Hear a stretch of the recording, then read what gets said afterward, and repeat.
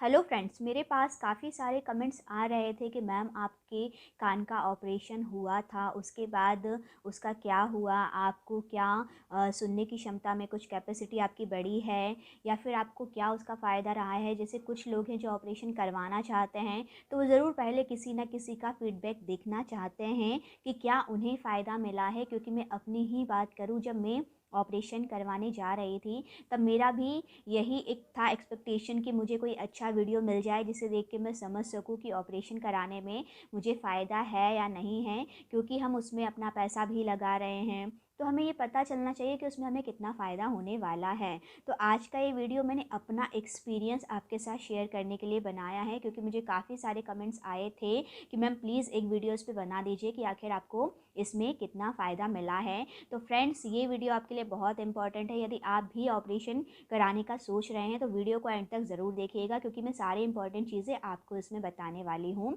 सबसे पहले मैं आपको ये बताऊंगी कि मुझे ऑपरेशन करवाने की ज़रूरत क्यों पड़ी, मेरे साथ क्या प्रॉब्लम्स आ रही थी। तो मैं आपको बताना चाहूँगी कि मेरे साथ एक शुरू से प्रॉब्लम थी कि मेरे कान में पस आ रहा था। कुछ लोग इसे पस बोलते हैं, कुछ लोग इसे पीप या फिर जो भी आप कह लीजिए। काफ़ी समय से ये प्रॉब्लम मेरे साथ थी। मैं कह सकती हूँ कि ये बहुत ज़्यादा इवन छोटी कम एज के साथ ही मेरे साथ ये प्रॉब्लम थी। उस समय मैंने कभी ये नहीं सोचा कि मुझे ऑपरेशन करवा लेना चाहिए, ट्रीटमेंट इसका करवाना चाहिए। मैंने इस पर बिल्कुल ध्यान नहीं दिया और ये बस ऐसे ही चलते रहा। अगर ये प्रॉब्लम मुझे होती भी थी तो भी मैं अपने पेरेंट्स के साथ शेयर नहीं करती थी। मुझे लगता था कि कॉमन प्रॉब्लम में हो रही है, होने दो, रुई से साफ़ कर लिया या फिर रुई लगा ली उसमें। ये चीज़ें ऐसे ही चलती रहीं। काफ़ी समय बाद जाके अभी क्या हुआ कि जब मैंने ऑपरेशन कराने के बारे में इसमें सोचा, लास्ट 3 से 4 साल से मुझे प्रॉब्लम इसमें ये होने लगी कि जब कान में पस आता था तो मुझे उसमें दर्द भी होने लगा। और दर्द इतना ज़्यादा होता था कि डॉक्टर को दिखाना ही पड़ता था। दवाई लिए बिना वो दर्द बंद नहीं हो रहा था। ये प्रॉब्लम एक बार हुई, ठीक है, उसके बाद नेक्स्ट ईयर अगेन यही प्रॉब्लम रिपीट हुई। जब ये प्रॉब्लम्स रिपीट होने लगी तब फिर इसका प्रॉपर ट्रीटमेंट मैंने सोचा कि अब हमें डॉक्टर से करवाना चाहिए। डॉक्टर से जब हम ट्रीटमेंट करवाने गए तो उन्होंने चेक किया कि आपके कान में ये पस आ रहा है, ये एक टाइप का वायरस है, फंगस इन्फेक्शन है जो आपके लिए बहुत ज़्यादा प्रॉब्लम क्रिएट कर सकता है। क्योंकि ये आपके कान के पर्दे को खा रहा है, उसे ख़त्म करता जा रहा है, जिसके कारण आपकी हियरिंग कैपेसिटी पूरी तरह लॉस्ट हो सकती है।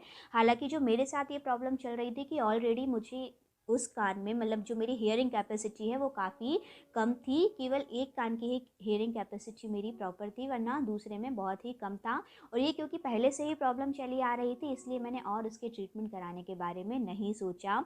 लेकिन जब ये प्रॉब्लम बढ़ती गई और डॉक्टर को दिखाया तो डॉक्टर ने कहा कि ये बहुत ज़्यादा प्रॉब्लम आपके लिए है, आपको इसका ऑपरेशन करवा लेना चाहिए।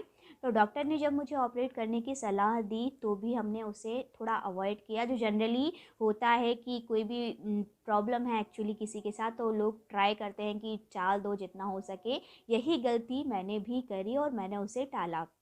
इस तरह से समय निकला और एक बार अब ये प्रॉब्लम होने लगी कि ये जो कान में पस आने की प्रॉब्लम थी वो एक कान से दूसरे कान पे स्विच हो गई। यानी कि एक कान में तो पस आ ही रहा था, साथ ही साथ दूसरे कान में भी जब पस आना स्टार्ट हुआ तो ऐसी सिचुएशन बनी जैसे सर्दी का मौसम है। सर्दी के मौसम में जनरली हमें सर्दी हो जाती है, तो वही सर्दी का जो वो पस है एक्चुअली वो यहाँ से होता हुआ और दूसरे कान में भी जाने लगा, जिसके कारण अब सुनाई देने में बहुत ज़्यादा दिक्कत हुई। क्योंकि पस भर गया था, जो कान का पर्दा है वहाँ पे पस जाने के कारण सुनाई देना बहुत ज़्यादा कम होने लगा उस पर्टिकुलर टाइम में जब कान में पस भरा हुआ था। क्योंकि पस के कारण शायद आवाज़ें अंदर नहीं जा पा रही थी।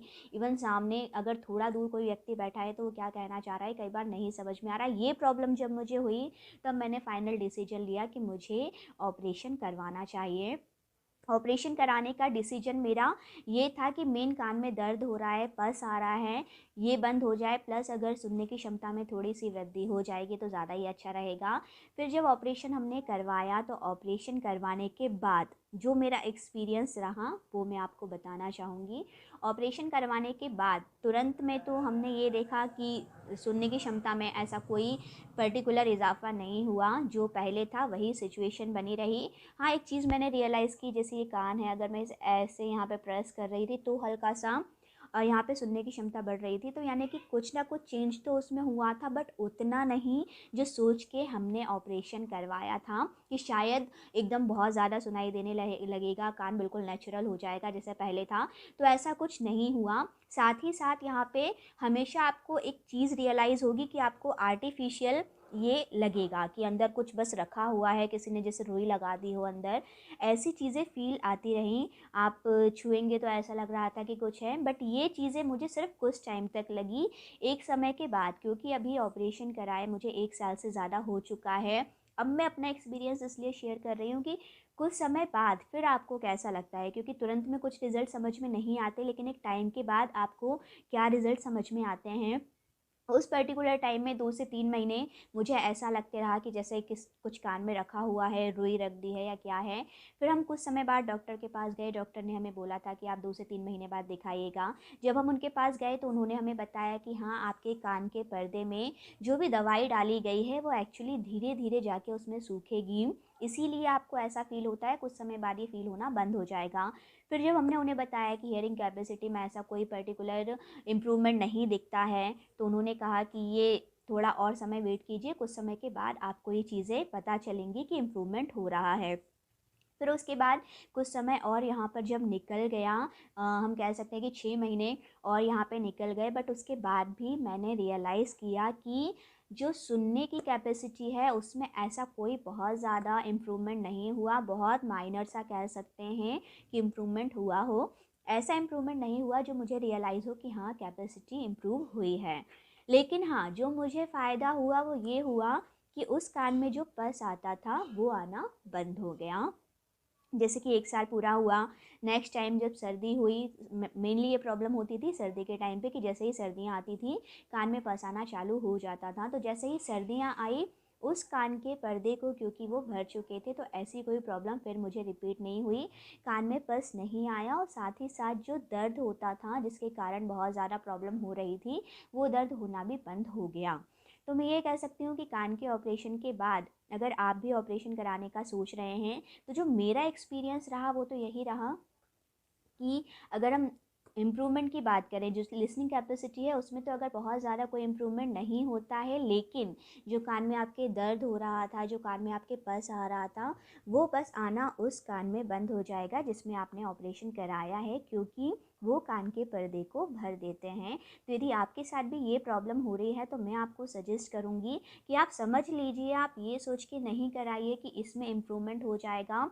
क्योंकि मेरे भी एक परिचित थे जो कि इन्हीं फील्ड में काम करते थे, वो एक्चुअली मशीनें सप्लाई करते थे। तो उन्होंने भी मुझे यही कहा था कि पूजा, तुम अगर करा भी रही हो तो ये मान के चलो कि मुश्किल है कि आपकी लिसनिंग कैपेसिटी यहाँ पर बढ़ेगी, लेकिन हाँ, आपका जो है दर्द वगैरह कम हो सकता है। लेकिन अगर फाइनली आप लिसनिंग कैपेसिटी बढ़ाना चाहते हैं तो उसके लिए डॉक्टर एट द एंड आपका सॉल्यूशन सिर्फ वो मशीनें जो आती हैं उससे ही निकलेगा। यानी कि अगर आपके कान में ये प्रॉब्लम शुरू हो चुकी है, लिसनिंग कैपेसिटी घट चुकी है, तो आप ये मान लीजिए शायद इसका सॉल्यूशन अब सिर्फ और सिर्फ जो मशीनें आती हैं वही बचा है। ऑपरेशन के बाद इसमें इम्प्रूवमेंट होना बहुत ही मुश्किल है, जो मेरा एक्सपीरियंस रहा। और मुझे, जैसे कि काफ़ी लोग पूछ रहे थे, मैं उसके बिहाफ पे ही बोल रही हूँ। और अगर मैं आपको बताऊँ कि जो ऑपरेशन मैंने कराया है वो भी मैंने किसी छोटे मोटे हॉस्पिटल में या किसी छोटे डॉक्टर से नहीं कराया।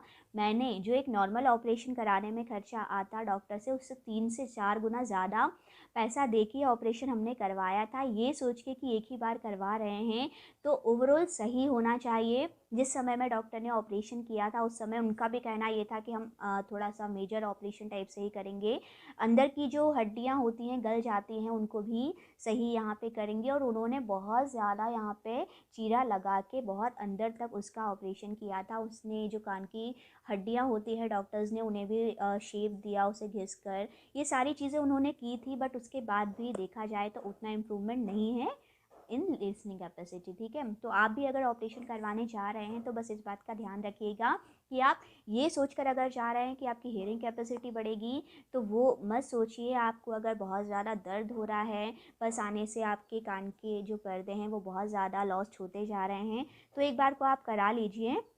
ये मेरा पर्सनल एक्सपीरियंस यहाँ पर है। बाकी आप जैसे कि समझदार हैं, अपने घर में फैमिली में डिसीजन ले लीजिए, उनसे सबसे बात करके आपको क्या करना चाहिए, उसके बाद आप अपना डिसीजन ले सकते हैं। बाकी अगर और कोई आपको डाउट हो जो आप पूछना चाहें तो आप कमेंट सेक्शन में लिख के मुझसे पूछ सकते हैं। Thank you for watching my video.